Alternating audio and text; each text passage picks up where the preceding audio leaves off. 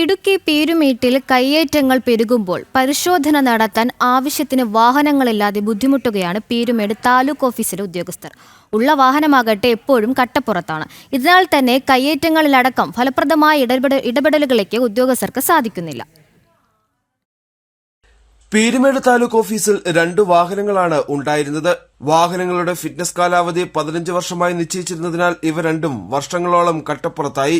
സർക്കാർ വാഹനങ്ങളുടെ കാലാവധി 20 വർഷമാക്കിയതോടെ കഴിഞ്ഞ വർഷം 2 ലക്ഷത്തോളം രൂപ മുടക്കി 2 വാഹനങ്ങളും നന്നാക്കി. എന്നാൽ ഇവ പലപ്പോഴും പണിമുടക്കും. വൻകിട കയ്യേറ്റങ്ങൾ നടക്കുന്ന വാഗമൺ, പരുന്തുംപാറ ഉൾപ്പെടെയുള്ള പ്രദേശങ്ങളിലേക്ക് പോകണമെങ്കിൽ 4 വീലർ ഡ്രൈവിലുള്ള വാഹനം ആവശ്യമാണ്. നിലവിൽ ഉപയോഗിക്കുന്ന വാഹനങ്ങളുടെ കാലാവധിയും ഉടൻ അവസാനിക്കും.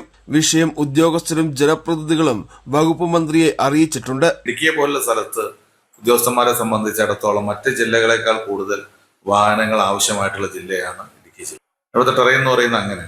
അപ്പോൾ സ്വാഭാവികമായും അതുകൊണ്ട് തന്നെ കൂടുതൽ വാഹനങ്ങൾ നമ്മുടെ ജില്ലയിലെ ഉദ്യോഗസ്ഥന്മാർക്ക് പ്രൊവൈഡ് ചെയ്യാനുള്ള തീരുമാനം ഇന്നത്തെ യോഗത്തിന്റെ ഭാഗമായിട്ട് ഞങ്ങൾ എടുത്തിട്ടുണ്ട്.